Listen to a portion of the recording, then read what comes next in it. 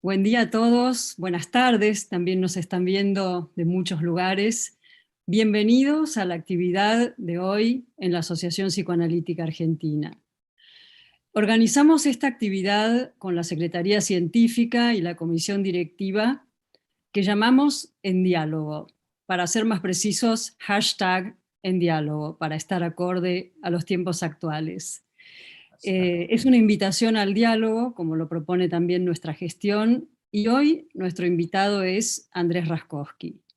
Hoy vamos a estar en diálogo con nuestro querido Andy y vamos a abrir este campo que es el diálogo y también el recorrido de su experiencia, su recorrido psicoanalítico, su vida en relación al psicoanálisis y la APA, y todo lo que tiene para contarnos, quizás desde el día que nació, que es el día en que por lo menos el año en que se fundó la APA.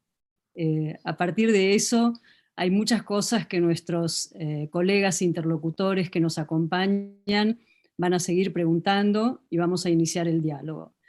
En primer lugar, voy a leer una breve semblanza, currículum de Andy. Después le voy a dar la palabra a los colegas que nos acompañan hoy, y es un placer que estén con nosotros en este diálogo con Andy. Cristina Rosas de Salas, que es nuestra secretaria científica, Federico Averasturi, también un querido colega que ha sido vicepresidente de la APA, trabajó en la Secretaría Científica y tiene un largo recorrido de pensamiento y producción.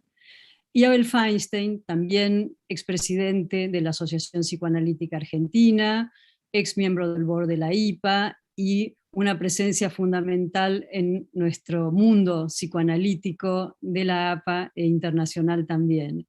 Y tenemos mucho gusto de que también puedan estar presentes Cristian Lopardo y Daniela Liebendak, dos colegas analistas en formación.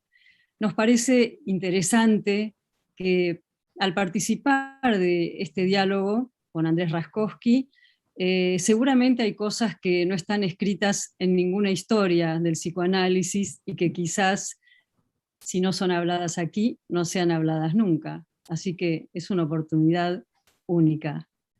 Voy a decir una breve semblanza, un currículum breve de Andrés. Es miembro titular en función didáctica de APA, profesor de la Escuela de Psicoterapia para Graduados durante 20 años, también fue profesor adjunto de Psicología Social, trabajó en la Cátedra de Psicología Médica en la Facultad de Medicina, director de la revista de APA, director del Centro Racker, fue secretario científico cuando Abel Feinstein fue presidente y fue presidente de APA.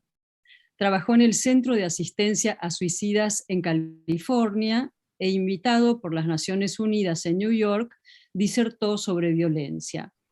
Trabajó con otro interesante miembro de nuestra sociedad que es Rodrigues, y durante 5 años fundaron el Grupo Psicoanalítico de Bahía en Brasil. Por supuesto, participó y organizó numerosos congresos de psicoanálisis, exposiciones, premios y publicaciones. Trabajó en psicoterapia de grupo y psicodrama, supervisando con Pavlovsky. Y se psicoanalizó, esto es interesante, muchas décadas con distintos psicoanalistas. Quizás, después me dice Andy, no nos olvidemos que también fue amigo de Mazota y que este fue quien lo invitó y le sugirió escuchar las clases de Lacan en París. Bueno, esto solo para empezar, y yo empezaría con no sé si una pregunta o para lanzar la apertura al diálogo con Andrés, eh, diciendo qué se siente haber nacido en la atmósfera familiar psicoanalítica en la que viviste toda tu vida, pero qué te aportó, qué te produjo. ¿Qué pensás de ese dicho de Goethe, que Freud lo cita, y que ahora lo han citado otros autores contemporáneos, como por ejemplo Recalcati, en una entrevista que les sugiero pronto va a salir a la publicidad, la van a poder ver todos en la revista Moción del claustro de candidatos, que es magnífica, en donde también habla de esta frase de Goethe: lo que has heredado de tus padres, haz lo propio, ¿no? ¿Cómo sería todo esto en tu caso con una experiencia tan inmersa en el espíritu y en la vida institucional desde los inicios? Bueno, para empezar te doy la palabra, Andy. Gracias por estar aquí. Bueno, gracias por la oportunidad quizás de poder relatar de otra manera aspectos del movimiento psicoanalítico. Digo del movimiento psicoanalítico porque fue más allá de la institución. Nací en un movimiento que implicaba una transformación revolucionaria de la concepción del hombre y de la concepción de la cultura. La idea de movimiento psicoanalítico fue un farmacéutico amigo de Freud que le sugirió para proteger el psicoanálisis de los abusos del Estado y de la Iglesia. Y la idea del movimiento es en la que me desarrollé. Es decir, que no era una profesión, no era una rama de la medicina, no estaba desarrollada desde la psiquiatría. En realidad mi padre era pediatra, muchos años en el hospital de niños, y tenía una pasión por la medicina y por la pediatría muy importante. Comenzó leyendo un libro de Jung y con su amistad con Pichon Rivière iniciaron grupos de estudio sobre la obra de Freud y diálogos acerca de cómo se debería hacer para hacerse un psicoanalista. La anécdota quizás conocida es que Durval Marcondes en San Pablo intentó 10 años antes hacer un movimiento psicoanalítico, pero no había ningún psicoanalista formado. Entonces la institución en San Pablo duró un año. Incluso hubo una publicación de una revista. Pero eso fue 10 años antes. Lo conocía Durval Marcondes también. El beneficio que hubo acá fue que Garma, que se había formado en Berlín, que se había analizado con Theodor Reich, que había escrito un libro que tengo acá cercano, 30 años con Freud y el masoquismo en el hombre moderno, fue su analista. Reich no era médico y Freud escribió acerca de la posibilidad de ejercer el psicoanálisis sin ser médico, dedicado en parte a Reich. Pero Garma, rechazando el franquismo, el fascismo de Franco y esa España tan religiosa, emigró a la Argentina y se puso en contacto con Arnaldo y con Pichon y con el grupo que ya habían iniciado, porque Arnaldo era tan pasional que llevó a parte de la familia al hospital de niños para tratar de ver la relación que había entre la enfermedad orgánica y la problemática familiar. Incluso con su hermano escribieron un artículo sobre el colecho, como un sobreestímulo que generaba una posibilidad de epilepsia en los niños. Es decir, el dormir juntos y la presencia de un sobreestímulo amoroso. Y también se dedicó al síndrome adiposo genital. Estos eran los comienzos, pero claro, mi madre, que era en realidad artista, era pintora, pintaba con Raquel Forner y se había formado en Bellas Artes, comenzó a ir al hospital de niños y algunos de sus hermanos también. Entonces gran parte de la familia de mi madre y el hermano de mi padre, Lucio Rascocchi, que fue también didacta de la APA, iniciaron en el hospital de niños junto con Pichon, que también trabajaba en el hospital psiquiátrico, y iniciaron los estudios que los fines de semana transcurrían en mi casa. Yo en esa época todavía no había nacido, pero bueno, nací en medio del movimiento, el estímulo de tanta gente. Mi padre era un hombre con una pasión extraordinaria por el psicoanálisis y por la vida. Creo que tenía un entusiasmo vital enorme, pocas veces visto, y era un gran trabajador. Y en ese sentido, digamos, ejercía la profesión médica e iba investigando. Cuando yo recuerdo de infancia, recuerdo la cantidad de colombianos, mexicanos, brasileros que pasaban por mi casa en reuniones en el intento que había de formar sociedades psicoanalíticas en América Latina. Y creo que casi todos los presidentes en un principio de la sociedad mexicana, colombiana, brasilera, de varios lugares, habían sido formados en la Argentina con Garma, con mi padre, y con algunos otros. Algunos como Pastrana quedaron en nuestra institución. También Gilberto Simoes. Bueno, fue una epopeya inicial donde, como decíamos, a veces con Federico y con Quino, Pinto y Marcelo, los hijos de los Pillón, que eran mis íntimos amigos, siguen siendo en parte, aunque no los vemos hace 50 años, a veces nos hablamos.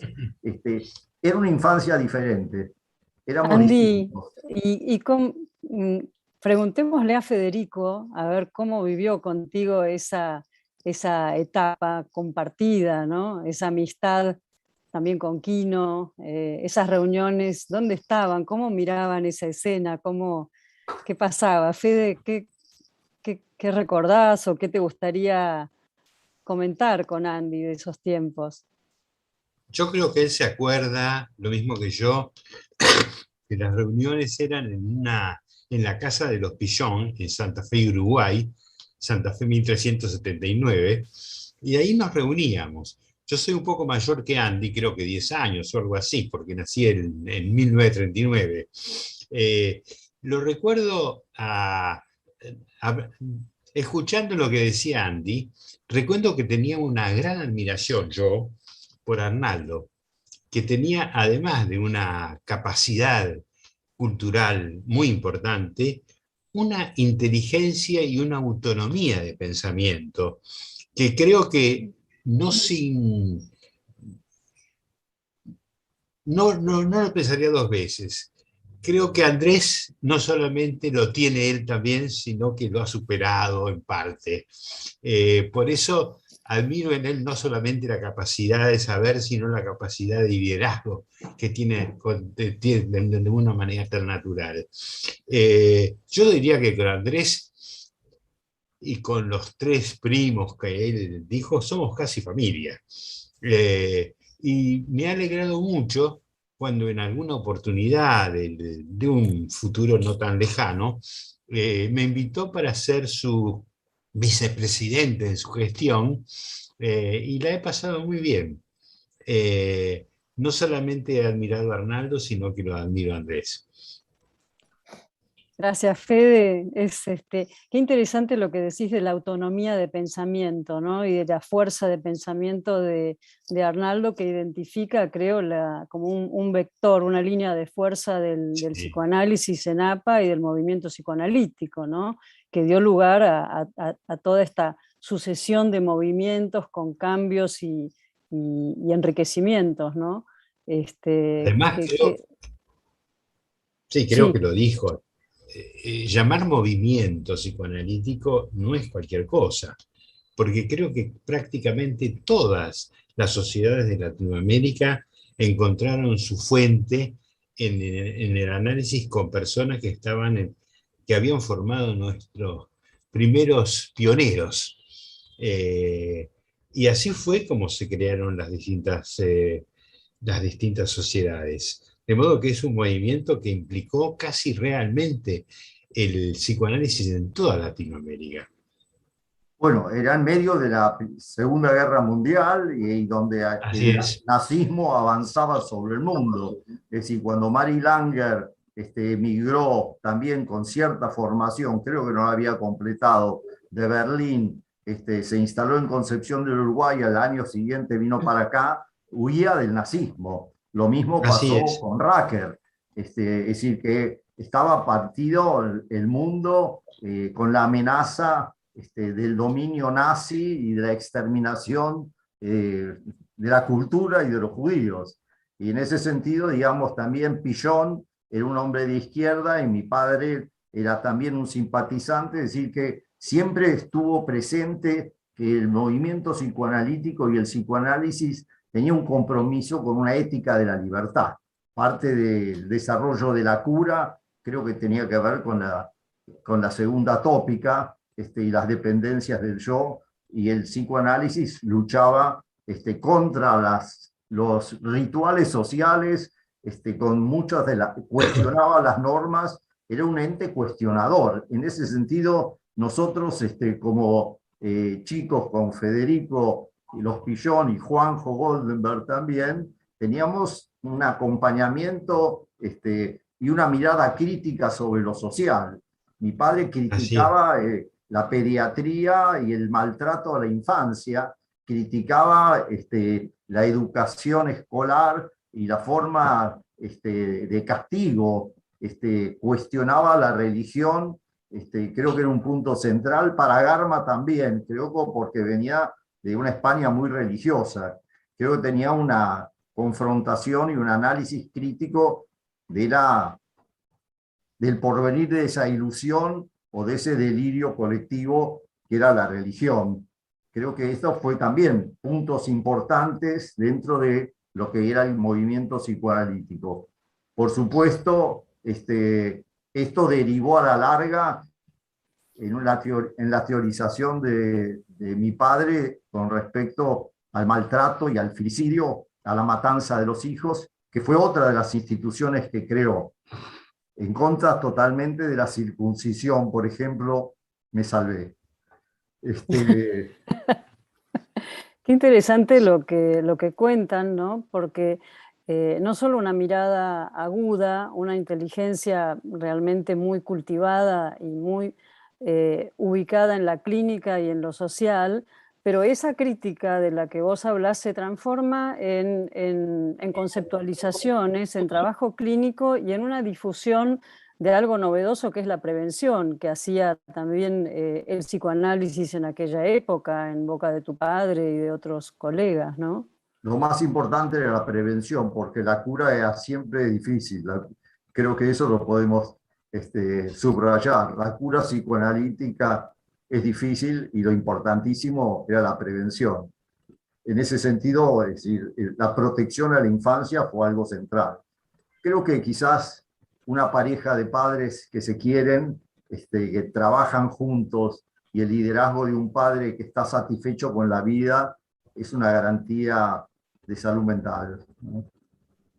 Es interesante también esto y creo que Cristina había pensado algunas preguntas. La presencia de Cristina es muy importante, aparte bueno, de su trayectoria y sus escritos y su pensamiento, porque desde el lugar de la Secretaría Científica nos abre a todo lo que estamos trabajando, ¿no? Justamente lo que vos decís y algunas cosas que Cristina te va a preguntar, este eje del porvenir del psicoanálisis en el que pensamos este año y el tema del simposium, que es Eros y Tánatos, en una tensión completamente inapelable, que existe siempre y qué hacer con eso. Y me parece que, bueno, ella va a tomar la palabra y te quiere preguntar algunas cosas. Adelante, Cris.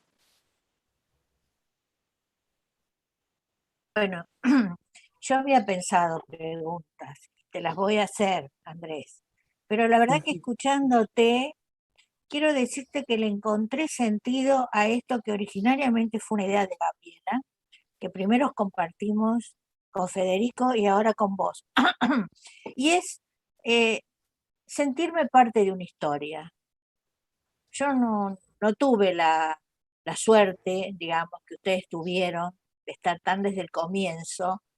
Vengo de otro lugar, de otro lado, y que ustedes, la verdad, encontré sentido a que esta actividad, que fue idea de Gabriela, insisto, se haga, porque siento que me están transmitiendo una historia de la cual me siento un poco más parte, ¿no? Ajá.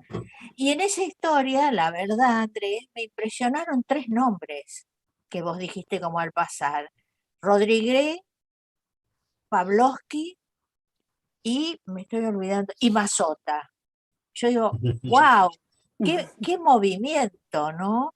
Qué personas eh, tan importantes en la cultura, ¿no? De ese momento.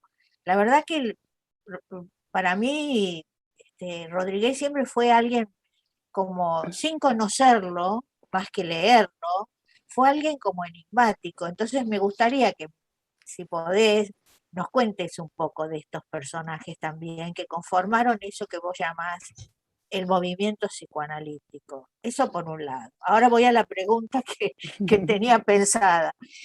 Y yo creo que el capital que tiene APA, que recibimos los que formamos APA, es como el resultado de una historia de 80 años en la cual cada uno ha ido dejando una marca.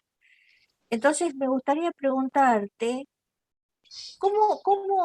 ¿qué marca de tu gestión como secretario científico vos quisieras rescatar? Quisieras que fuera particularmente recordada. ¿Cuál pensás que fue el aporte eh, desde tu gestión como secretario científico? Por ahora eso. Bueno, primero querría aclarar que ser hijo de Arnaldo, que presidía el movimiento psicoanalítico en tantos aspectos, cuando se hizo popular después de un congreso médico-psicológico en la Facultad de Medicina en el año 58, que el Centro de Estudiantes lo convocó para que dé clases en la Facultad de Medicina, que donde el primer mes había 60 personas y el tercer mes había 800. Entre ellas estaba Mazota, que iba conmigo, y también estaba Nacio, que entró una vez a escucharlo a Arnaldo, que tenía una capacidad de captura y una inteligencia particular, y salió de la clase cuando él pensaba ser médico y dijo: yo voy a ser psicoanalista. Esto me lo contaba Nacio. Pero claro, el psicoanálisis convocaba y revelaba verdades, y cuestionaba lo social de una manera que resultaba interesantísimo para todos. Se produjo una difusión enorme. Mazota era amigote mío, y en un momento él no se había recibido de filósofo, pero estudiaba filosofía. Había tenido en realidad un episodio que él llamó entre esquizofrénico e histérico, y fue internado cuando murió su padre. Creo que se quedó sordo, me parece recordar, y estuvo internado parcialmente en lo de Pillon, que recibía los artículos que le mandaba Lacan, que él lo había conocido y tenía alguna amistad. Lacan le mandaba los artículos a Pillon, y Pillon se los dio a Mazota, que desarrolló una pasión. Quizás podemos psicoanalizarlo a Oscar y pensar que Lacan ocupó el lugar del padre que perdió. Y en ese sentido tuvo una pasión por la lectura, pero yo estudié y formé un grupo de estructuralismo. Él nos enseñaba estructuralismo.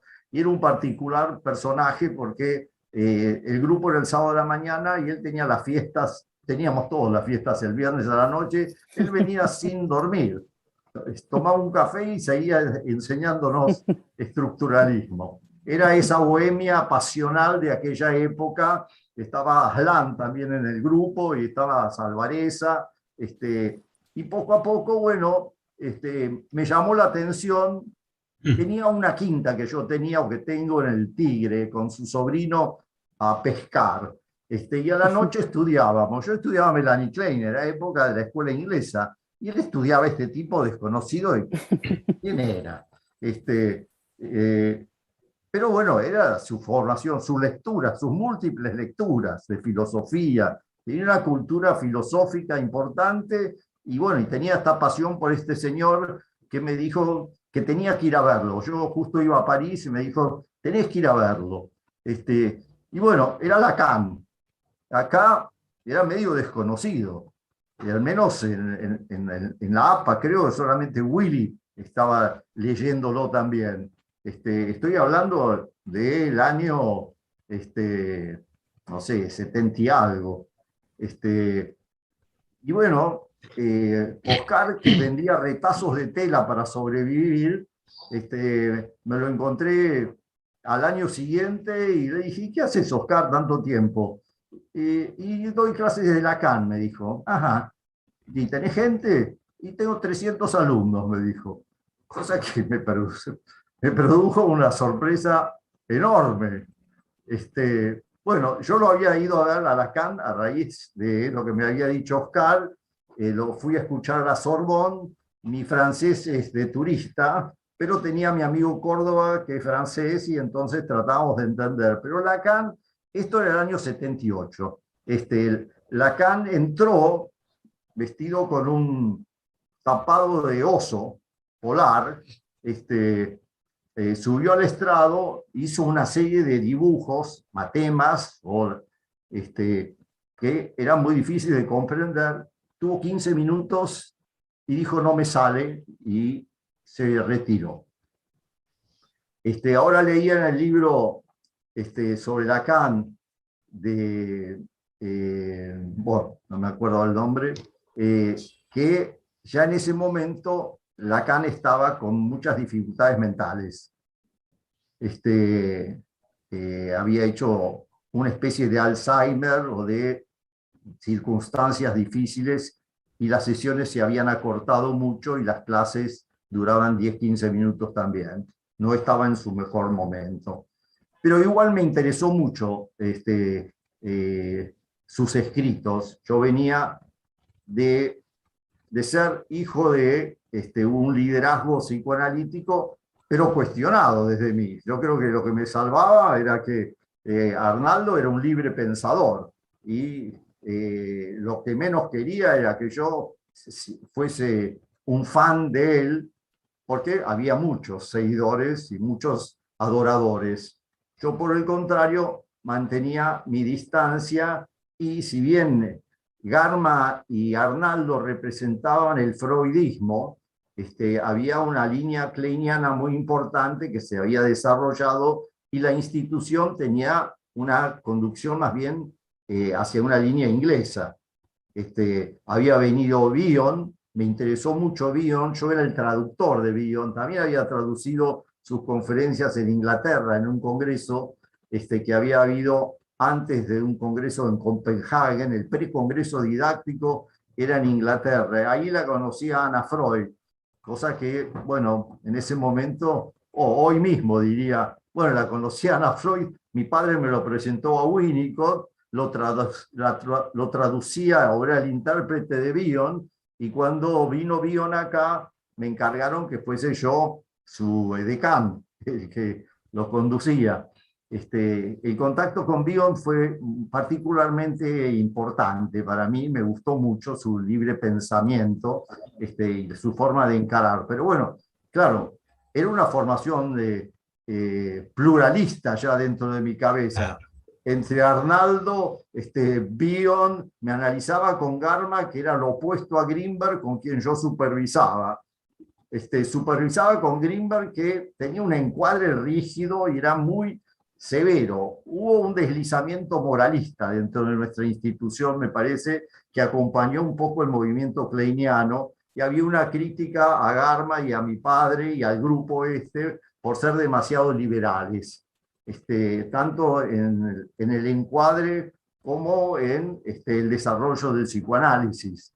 Eran más amplios. Pero hasta la noción de inconsciente. Mi padre pensaba el inconsciente filogenético. Pensaba si había herencia de las representaciones adquiridas por una generación o por varias generaciones.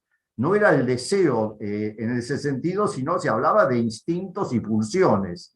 Quizás el mérito, uno de los méritos lacanianos, me parece, fue circunscribir la noción de deseo de una manera muy distinta, enriquecerla en ese sentido, especialmente cuando acá era el problema de las relaciones de objeto.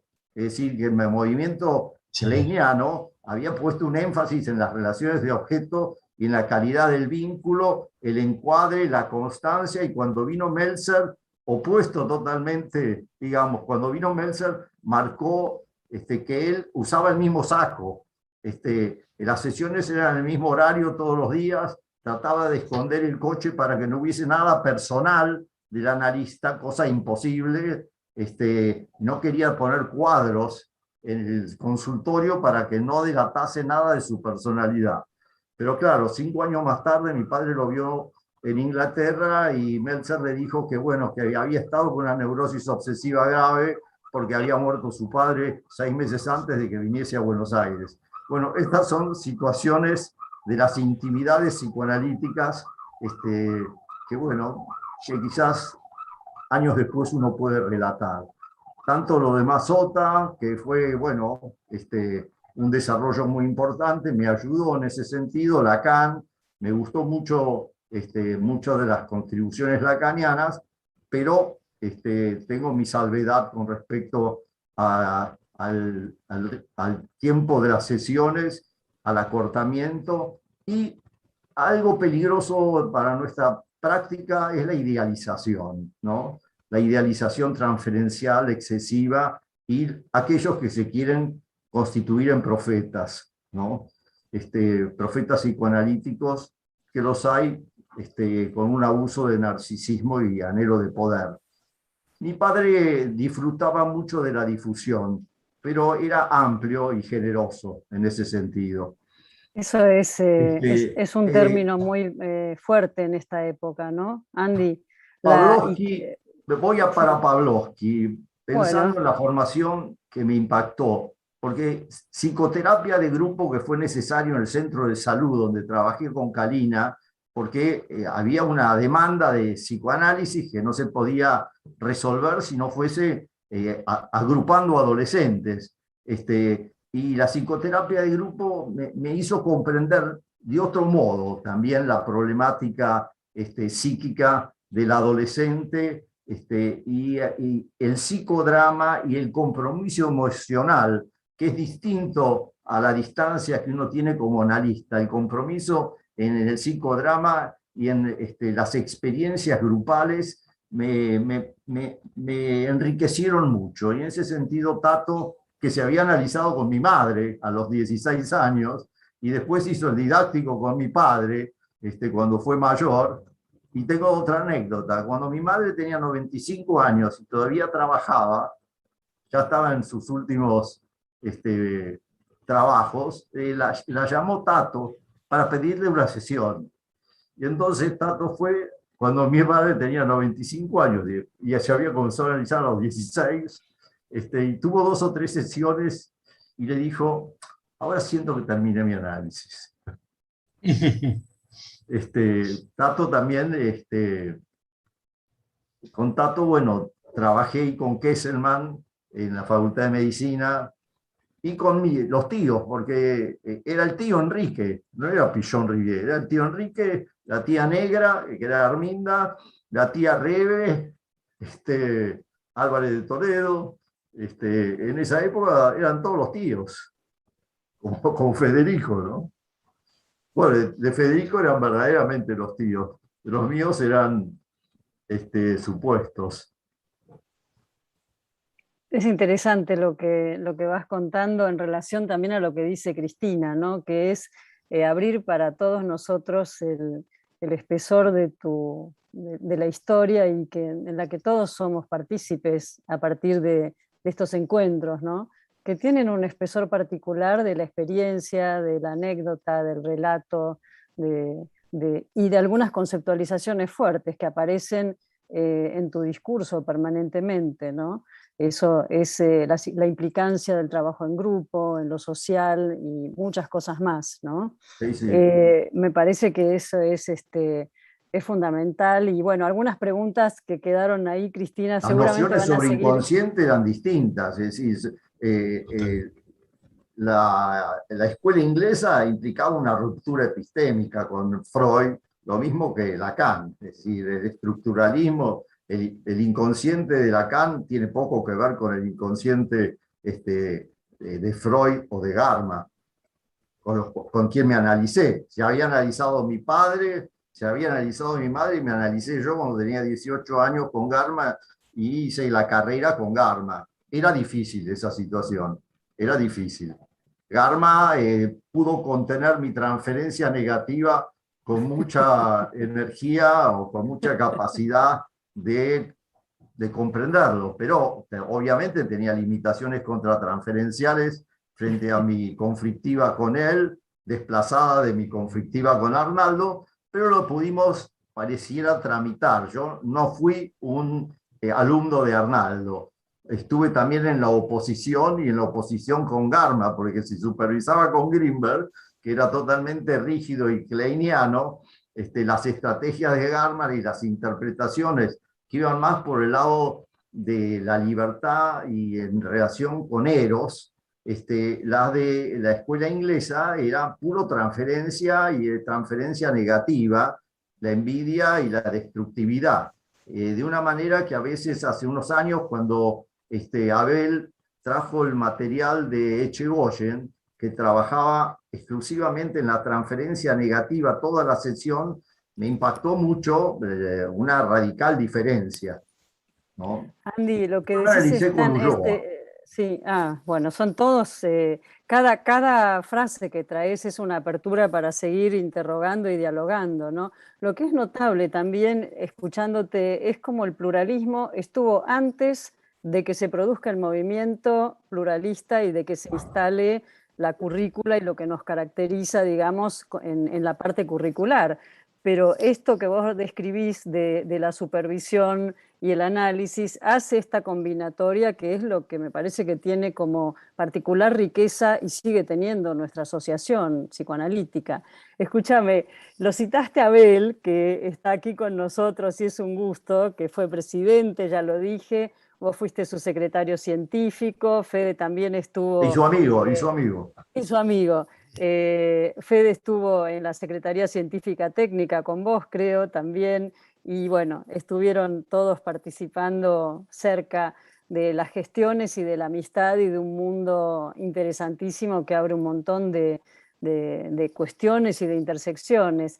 Abel, nos gustaría mucho que, bueno, que abras el diálogo con Andy, tantas cosas se dijeron que seguramente algo vas a querer preguntarle o comentar o participar.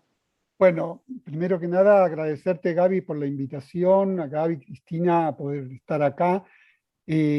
Como dijo Cristina, yo no soy parte de la familia, pero creo que esto que decía Andrés, nuestra amistad, yo diría que a lo largo de tantos años y de tantas cosas hechas juntos, me ha hecho un poco como pariente cercano, ¿no?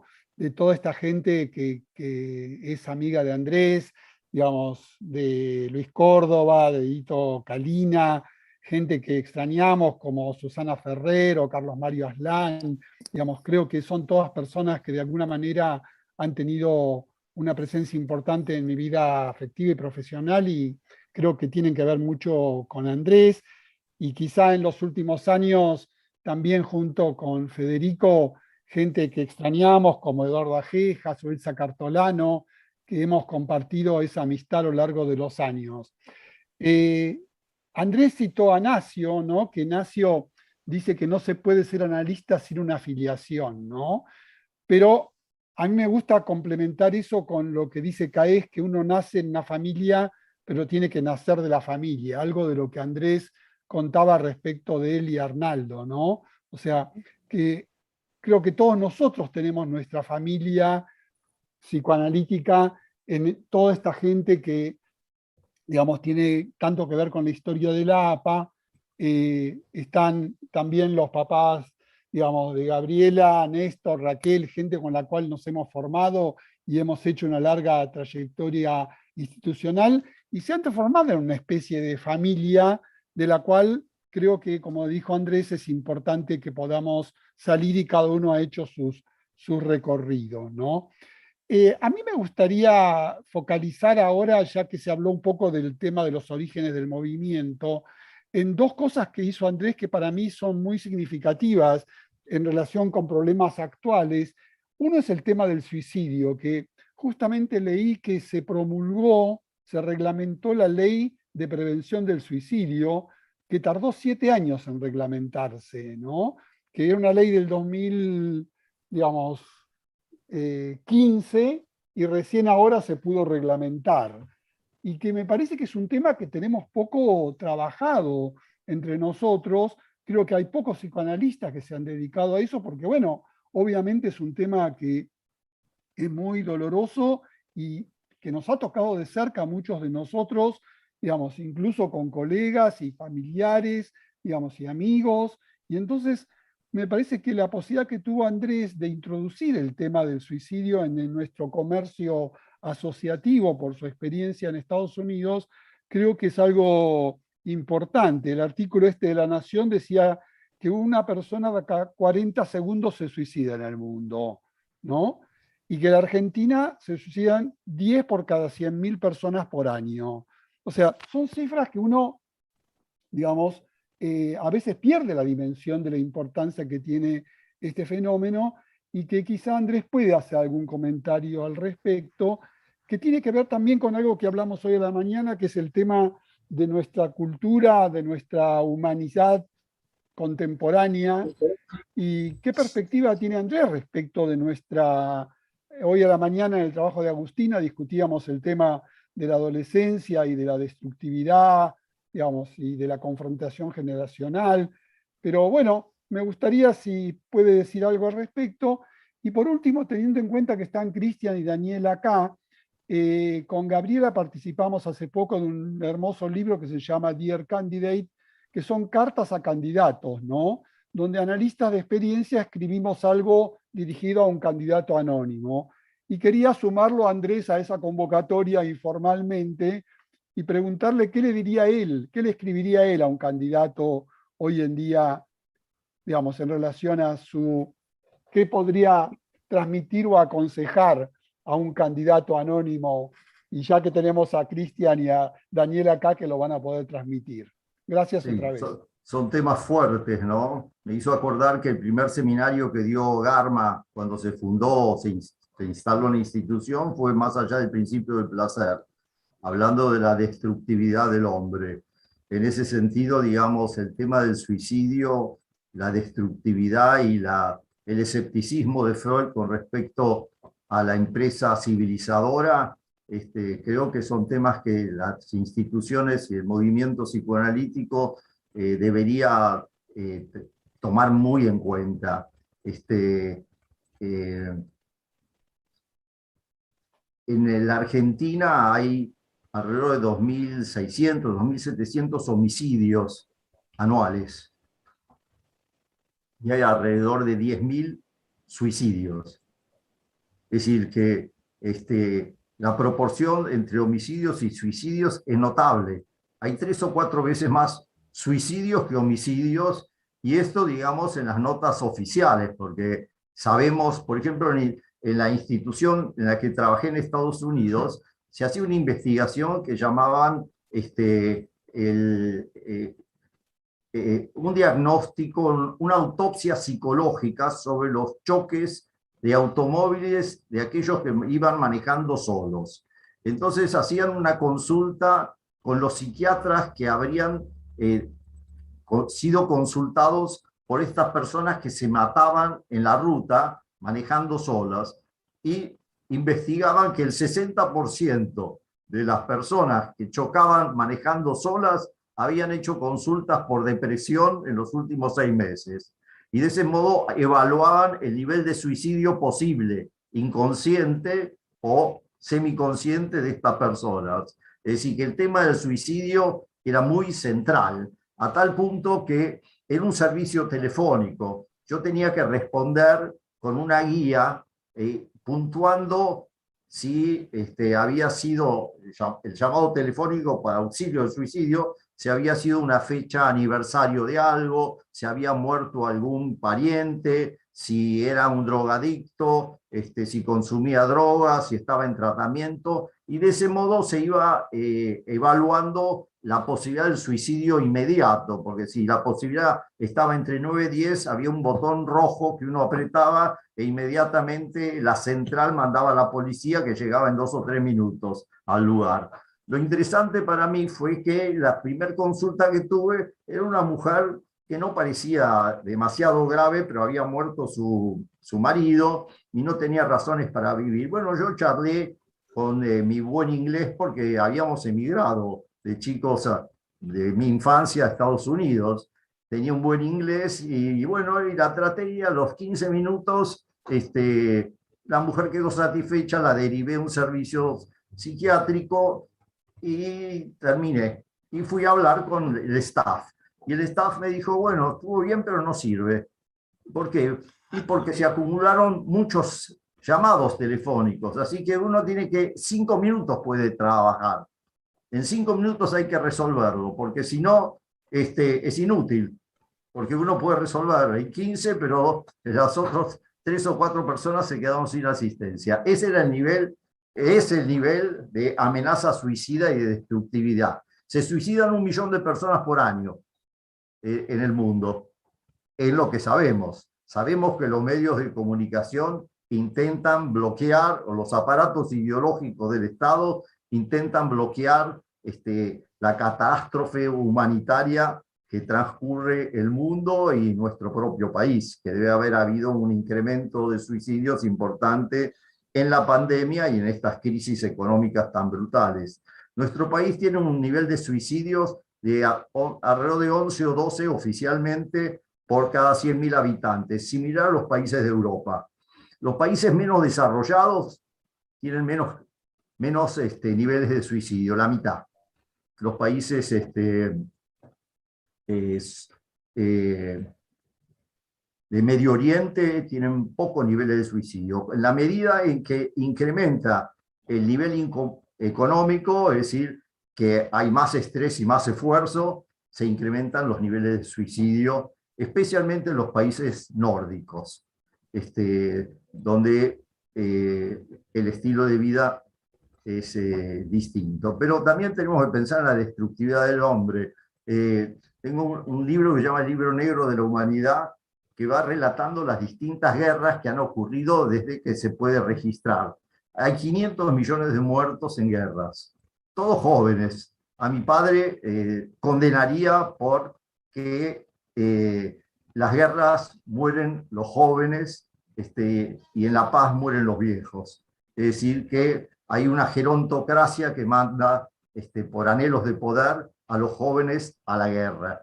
Y estos son los 500 millones de muertos que hay, que es una cifra apabullante. Pero vivimos en un mundo donde hay 2.000 millones de analfabetos. El otro día, no sé, este sicario que mató a un testigo en Rosario, me impactó. Era un muchacho de 18 años, analfabeto, no sabía ni leer ni escribir y nunca había trabajado, lo sostenía el Estado. Es decir, la dimensión del drama mundial es tan impactante como que podemos decir, uno de los párrafos universales es to be or not to be. Y to be or not to be es, vale la pena vivir o no vivir. No es ser o no ser. Es estar o no estar más. Traducción que me lo dijo Mauricio Avari. Me dijo, está equivocado, no es ser o no ser. Suena bien, pero es estar o no estar más. Porque si uno sigue leyendo lo que dice Shakespeare, dice, whether it's nobler in the mind to suffer the slings and arrows of outrageous fortune, or to take arms against the sea of trouble, and by opposing, end it. No enfrentar más las desgracias de la vida y ponerle un fin, terminar con todo. Y creo que esto o bien el psicoanálisis. Clases más trasistas. Sí. O bien el psicoanálisis, que es un poco la pregunta de Abel y la mirada sin dejar de sentirnos absolutamente conmovidos, porque es central al psicoanálisis y lo vamos a ver en todo el simposium, Tánatos o Pulsión de Muerte, por supuesto.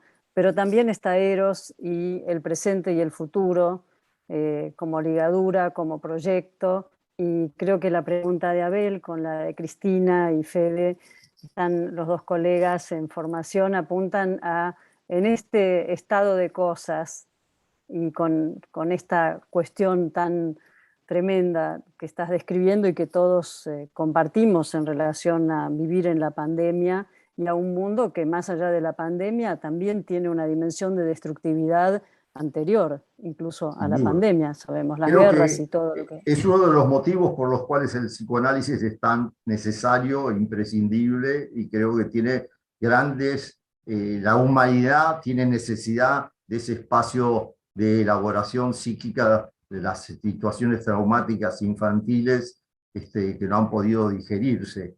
hay un desconocimiento de uno mismo que si uno no tiene un espacio terapéutico es muy difícil de resolver.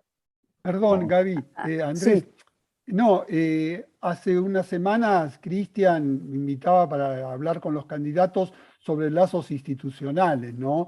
Yo creo que el tema de la amistad, como hablábamos antes, entre todos nosotros, y los lazos institucionales tienen mucho que ver con esto del Eros, que puede totalmente. acotar un poco todo este sufrimiento, ¿no? O sea, cuando la gente dice un poco en broma, digamos, como que la APA es un club, creo que tiene esa virtud, digamos, de que para muchos de nosotros los lazos institucionales son una forma son una manera de hacer a la formación permanente de cada uno de nosotros, pero también a estos lazos afectivos, amorosos que tenemos a lo largo de los años y que creo que es un buen antídoto contra este sufrimiento y esta destructividad, ¿no? Absolutamente, Abel, qué suerte que lo traes. Lo hemos visto como fenómeno también un poco complejo de la tecnología, pero los WhatsApp y todo el fenómeno virtual que nos sostiene en estos nexos y lazos de trabajo, pero sobre todo lazos afectivos. Y como vos Sí, sin decís, duda. creo que también es Bolognini quien dice que la cuarta pata de la formación es la vida institucional, ¿verdad? Hay una Ajá. transferencia, hay un trabajo y un lazo institucional, tema que Lazos es el que está trabajando todo el año el claustro de candidatos, los analistas en formación, y que concuerdo ampliamente con lo que dice Abel, ¿no? Es esa... quizás hay términos que parecen complejos, pero yo creo que son una apertura real, como amistad, familia ampliada, institución, leídos en el sentido de establecer la complejidad de los lazos y que más allá de esa complejidad que tienen, siguen produciendo una dimensión de cercanía y de vínculo erótico amistoso fundamental, ¿no? Justamente para Seguramente trabajar la es, negatividad del mundo, ¿no? Y de sí, nosotros mismos. seguramente es necesario entre nosotros tener esta posibilidad, llamémoslo de supervisar o de conversar acerca del impacto que tiene nuestro consultorio sobre nosotros mismos.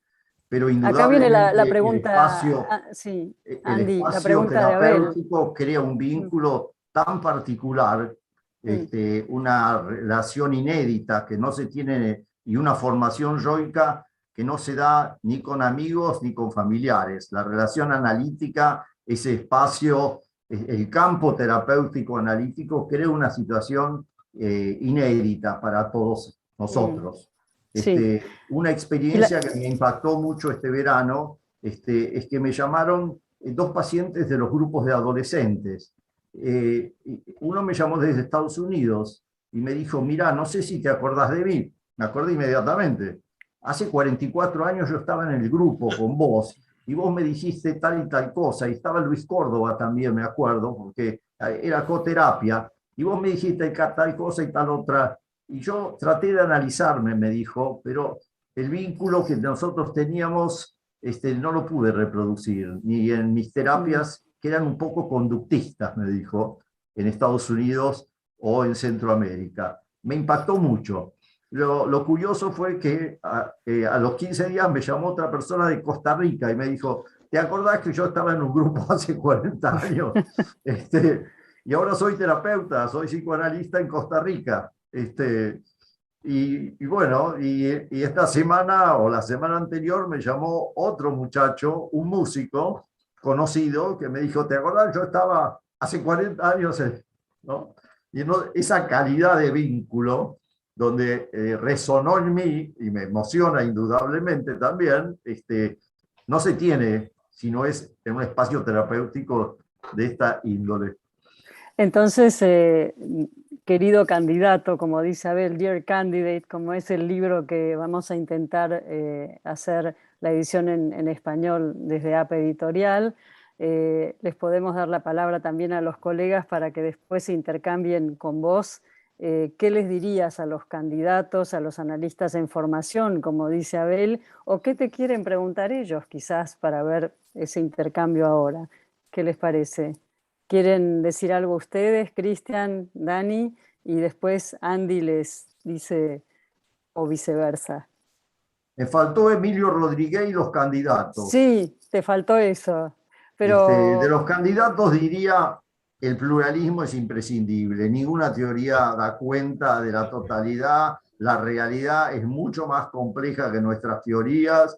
Así que saber un poco de Bion, estudiar a Lacan, básicamente Freud, lo que básicamente Freud. Los distintos modelos de inconsciente, la importancia de la envidia, la destructividad, la relación de objeto, la trascendencia que adquiere el deseo, todas estas teorizaciones que nos permiten tener una visión amplia y un consultorio amplio y abarcar distintas perspectivas son imprescindibles. El pluralismo es imprescindible. Yo me sigo formando, obviamente. Seguramente Federico también. Yo sigo estudiando y leyendo, 50 años después, apasionado. Creo que es un privilegio ser psicoanalista, un privilegio en este mundo poder ponerle esa pasión, tener ese reconocimiento y poder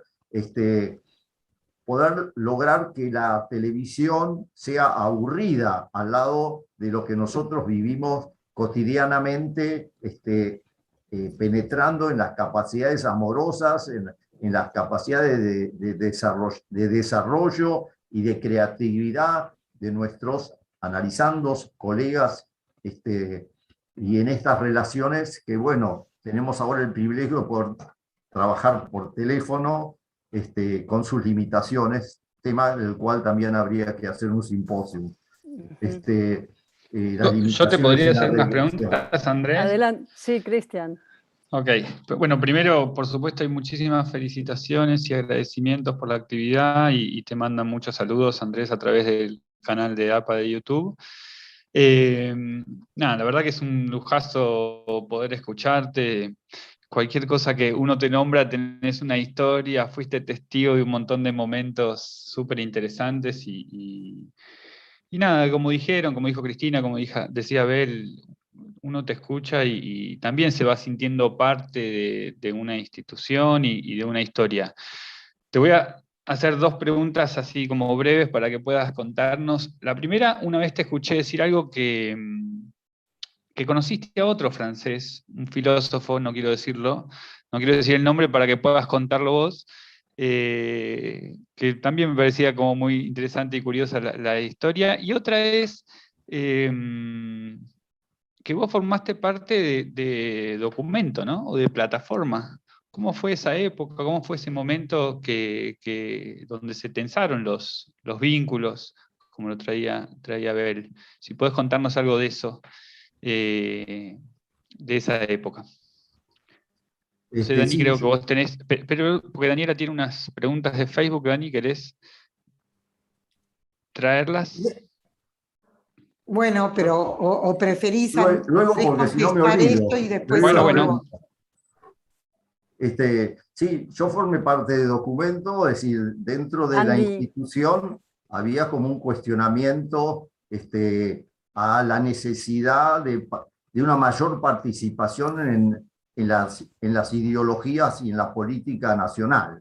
Había un anhelo por parte de un grupo importante de miembros de tener un interrogante o una respuesta a la problemática social, más allá de la posición psicoanalítica. Como que inevitablemente había una ideología detrás de cada terapeuta y que había que hacerla consciente y había un anhelo de participación política. A mí me resultó interesante. Era una época en la cual, junto con la época que estudiaba con Mazzotta, estudiaba con León Rosichner, la relación entre Freud y el marxismo, o el psicoanálisis y el marxismo. Freud y los límites del individualismo burgués era el libro que después resultó escrito por Rosichner, que tenía una formación filosófica importante y una formación marxista importante, junto con Ciarreta. Eran los dos, Ciarreta era más estructuralista, pero bueno, para mí era una inmersión en un mundo que había sido yo muy poco político. Entré en en documento, en ese grupo de documento, interesado en la problemática que se planteaba, así como cuando estudié marxismo y participé en la universidad, pero se fueron muchos miembros con una ilusión de participación política y con una ilusión socialista que me parece que para mí en ese momento, desde la mirada psicoanalítica, era muy ingenua. Veo a muchos con unas ilusiones semi-religiosas a veces, ¿no? Así como el porvenir de una ilusión o el porvenir de un delirio, diría, con respecto a la religión. También creo que hay un delirio político también, salvador del mundo a través de una ilusión socialista que nunca queda muy clara. Freud fue muy escéptico, yo lo seguía a Freud, fue muy escéptico y me quedé en la institución. Creo que la ruptura no fue útil para los que se fueron. Entre ellos se fue Emilio, con el cual yo trabajaba y trabajé en Bahía. Y en Bahía, en una de estas veces que yo iba cada 3 meses durante 5 años, estaba en la playa un día y había este personaje, un flaco francés muy simpático con el cual charlaba y de repente, que había venido invitado por el grupo, y de repente me dijo su apellido y yo dije, pero yo presenté un libro suyo o un artículo suyo en la Facultad de Psicología Médica porque era un análisis estructural de las posibilidades médicas desde una perspectiva ideológica también de izquierda. Y él me dijo, no, pero ese libro yo lo prohibí, no lo permitía, era mi tesis para recibirme, no era un libro. Bueno, pero en la Argentina se publicó y yo lo distribuí. Y yo no lo conocía mucho a este hombre, pero Foucault, bueno, y bueno, tuvimos que dar un par de conferencias juntos. Las conferencias con Foucault, claro que después me fui dando cuenta quién era Foucault, con quien tomábamos caipirinha y nos hicimos bastante amigos. Y yo en ese momento tenía una lectura freudio-marxista, digamos, que a él le interesó mucho. Y dimos la conferencia juntos y me quedó grabado para toda mi vida. Él se paró y dijo, lo más importante de todo es lo que dijo el doctor Raskowski. Yo tenía 35 años, ¿no? Él tendría 50 o 50 y algo. Murió de SIDA después, fue una pena, pero bueno, siempre me quedó el anhelo de la lectura y el vínculo con él. Me olvidé de una cosa que le recomendaría a los candidatos. Es importantísimo tener leído a los clásicos. Freud había leído a Shakespeare, lo sabía de memoria. No se puede leer todo, pero hay que tener una base cultural permanente de los clásicos y ser un lector de literatura. Yo creo que es imprescindible. Hay que tener cultura. No alcanza con ser psicoanalista si uno no tiene la cultura relativa. Bueno, cuántas cosas para seguir. Me gustaría... Alguna cosa se me escapó. Emilio se había analizado con mi padre. Emilio se había analizado con mi padre y en una transferencia negativa se peleó y se fue a vivir a Inglaterra y se analizó allá con, no era con Ana Segal, sino con, con una de las kleinianas de ese momento y fue el analista de la sobrina de Melanie Klein. Y después retornó cuando se murió Racker y se casó con la mujer de Racker, de quien estaba enamorado, una de las razones por las cuales también se fue a Inglaterra, pasiones amorosas. Era muy pasional, muy creativo, muy inteligente y les recomiendo que lean la biografía de Freud que escribió él. Entre tantas cosas que escribió y dirigió, ya era un viejo de 50 años en esa época para mí, yo tenía 30 y pico. Pero bueno, una vez dentro del grupo de estudios que dábamos para formar con el programa de la Escuela de Psicoterapia, que había fundado Arnaldo también, no solamente el APA, sino que fuimos a un candomblé, es decir, una estrategia de cura que se hacía en Bahía entre los creyentes en esta religión afro-brasilera. Y entonces era un gran círculo donde los que se querían curar formaban parte del círculo y tenían que tener la representación de las armas o de los emblemas de los santos de candomblé. Bueno, yo observaba, habíamos una multitud, estábamos con Emilio, con Córdoba y con otra gente, amigos brasileños, y con alumnos, de nuestros propios alumnos. Pero bueno, ellos la conocían bien, sonaban los tambores, la música, y estaba el paisanto, que era el que introducía la curación. Y entonces yo estoy parado viendo cómo, bueno, la distinta gente toma los emblemas. El profesor de psiquiatría, que era el profesor de psiquiatría de la facultad de Bahía, que era uno de nuestros alumnos que quería estudiar psicoanálisis, toma los emblemas y de repente lo veo que entra en trance. El profesor de psiquiatría entra en trance y en convulsiones, y entonces viene el paisanto a curarlo, a sacarle el espíritu maligno que tiene adentro. Y bueno, y hace los pases mágicos, y el profesor de psiquiatría, después de un rato de convulsiones, se tranquiliza y se relaja y extiende, y el espíritu del mal que lo poseía es quemado en la hoguera. Qué historias bueno, apasionantes. También nuestros alumnos. Apasionante todo el recorrido, Andy. Ahora, la verdad es que me gustaría, si hubiera tiempo, hacer un recorrido con todos nuestros invitados a hablar con vos, pero primero quiero que Dani cuente un poco qué saludos o algo que surja tuyo y de Facebook también. Bueno, me voy a tomar la atribución de decir algo yo y hacerte una pregunta, y después te cuento los agradecimientos, que son muchísimos, y algunas preguntas de Facebook. Primero quería decir que cuando los conocí a muchos de ustedes cuando hice el seminario sobre los fundadores de la APA, que organizaste vos, Gabriela, y que fue apasionante, igual que en este encuentro de diálogo sentí lo que voy a transmitir ahora, y que escuchar estas historias es como abrir el álbum de fotos de la familia, cuando uno se sienta con los padres o con los abuelos y empieza a ver esas fotos, y cada foto tiene una historia.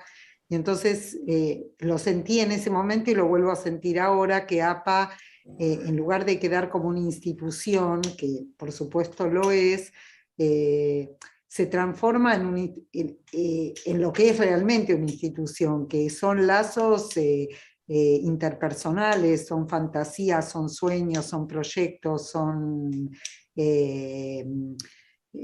ideas.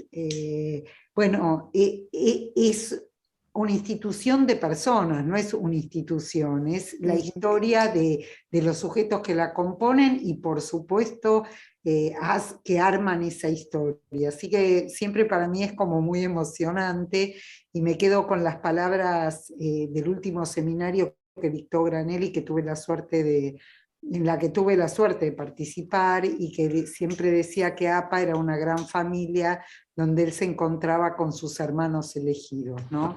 Y creo que yo lo siento así.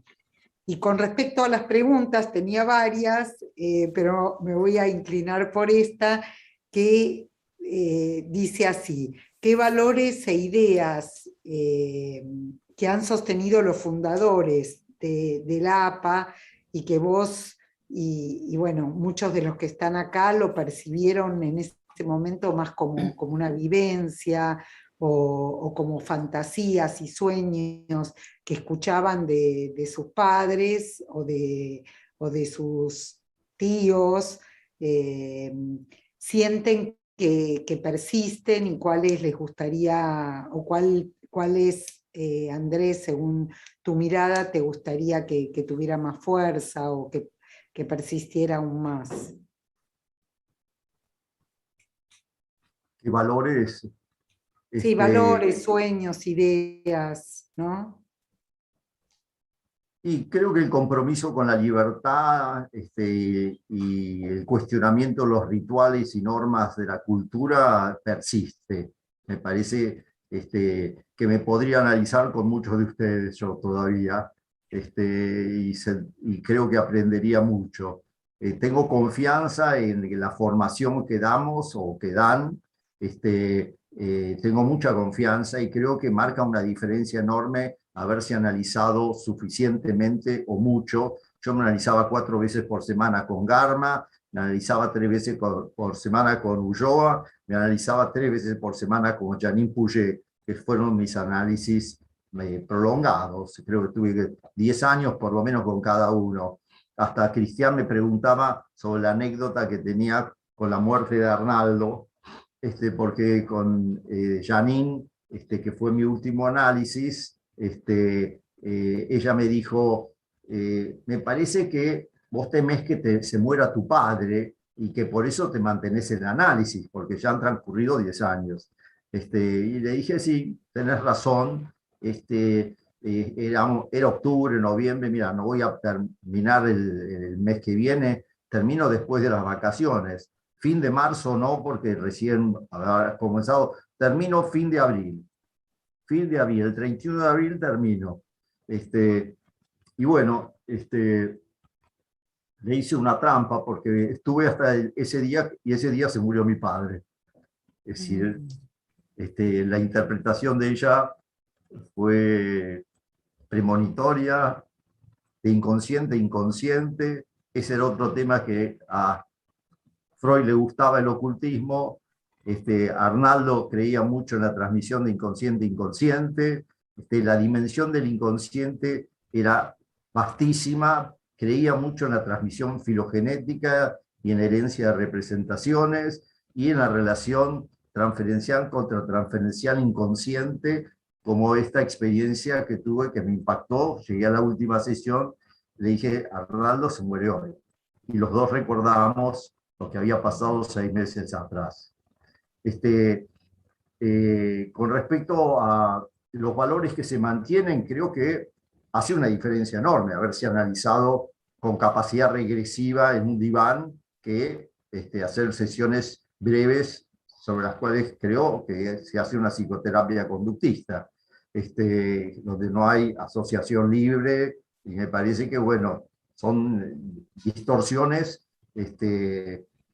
que quizás uno podría decir, bueno, son formas del análisis, son otros dialectos que sirven para difundir algunos aspectos de la reflexión con uno mismo, pero no es la experiencia analítica que hemos logrado tener muchos de nosotros. Tiene validez en cuanto veo que se extiende el conocimiento del psicoanálisis. Como decía la vez pasada, cuando fui al Congreso Internacional en el Sheraton, el taxista que me llevaba me dijo, ¿quién ganó las elecciones? Se discutía la elección entre Echegoyen y García Badaraco. ¿Quién ganó las elecciones?, me dijo el taxista. Me sorprendió y obviamente, bueno, el psicoanálisis se ha extendido enormemente. Creo que tenemos una deuda con respecto a la mirada sobre la cultura. Yo creo que la psicología de las masas o de la manada todavía domina gran parte el mundo político o las distintas culturas. Terminamos siempre en una alusión a un mesías curativo o conductor. Y la Oxford había hecho una investigación y dice que el 20% de la población de un país tiene un pensamiento que tiene cierta lógica política. El otro 20 o 30% forma parte de la administración política del país. Es decir, que también está involucrado y en dependencia. Y el 50% tiene una concepción mesiánica. No entiende nada de la lógica de la política y tiene aspiraciones para depender de alguien. Tiene una ilusión religiosa, el 50%. Es decir, no tiene ningún conocimiento de política, desconoce quiénes son los líderes, pero busca un liderazgo, busca la dependencia, como decía Bion, para los grupos de psicoterapia. Inicialmente un grupo de dependencia y la búsqueda de un mesías, de un líder omnipotente y de la idealización de alguna persona. Y me parece que la lógica de la política está en todo el mundo atravesada por esta situación. No sé si leyeron hace poco en La Nación que el jefe de la Armada norteamericana consideraba que Trump estaba psicótico y había hablado con su par chino para decirle que tenían en cuenta de que Trump podría querer apretar el botón rojo y desencadenar la guerra mundial, pero que ellos estaban alertas a la patología del líder. Creo que la patología de los líderes es un tema que deberíamos tener muy en cuenta, porque todo termina en el narcisismo, la omnipotencia, el anhelo del poder o en el masoquismo, en la destructividad consigo mismo, porque no les brinda a ellos más que destructividad para sí mismos también. Andy, ¿cuántos temas que podríamos abrir, Cris, para distintos momentos de la Secretaría Científica y con los colegas? Estamos en la hora prácticamente, pero me gustaría que, porque se armó un diálogo muy interesante. Creo que, como dijo Cristina y todos tuvieron esta sensación, hay un efecto de transmisión. Hay un efecto de transmisión del psicoanálisis, no solo de tu historia, pero de tu historia implicada con el conocimiento de una cantidad de psicoanalistas, de pensadores, un enriquecimiento y una posición en relación a la libertad y a la autonomía de pensamiento y a lo que genera, y las preguntas en las que todavía nos sentimos desafiados, ¿no? Como todo esto que traes ahora y que es interesantísimo seguir pensándolo. Creo que, como vos decís, el desafío de que sigamos leyendo, sigamos estudiando, analizándonos y relanzando esta formación y esta transmisión es el espíritu de la APA y, como vos lo dijiste, del pluralismo de siempre. Si cada uno quiere decir 2 palabras para un comentario, para ir cerrando y después ya cerramos. Gabriela, ¿puedo Sí. por lo menos transmitir una pregunta del Sí. público para que no digan que nos ponemos... No, pero va a quedar abierta quizás. Bueno, sí. Juan Pineta Yankovic propone que sería muy interesante continuar la investigación sobre la relación del colecho y episodios epilépticos, que fue un gran hallazgo de tu padre.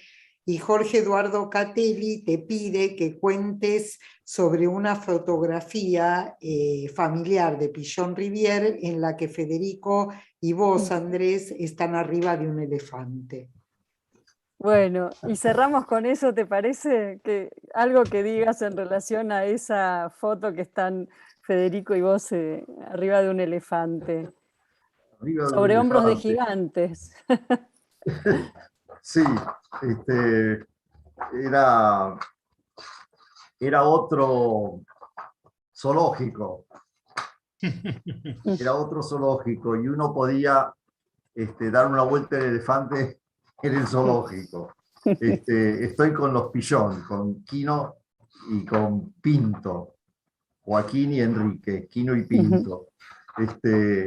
Y bueno, era parte de la amistad y quizás de la permisibilidad que nos brindaban nuestros padres, que era mayor. Éramos más libres, no sé si eso reflejaba esa foto que la he querido mucho y la encontré hace unos años y se la mandé a Joaquín, que la publicó en el libro que hizo con respecto... Ah, ahí está. Ahí está, qué lindo. Qué lindo, mira. Bueno, y con esto me Nos hace llevaban acordar... adelante. Sí, ¿Cuál me era hace la otra acordar. pregunta?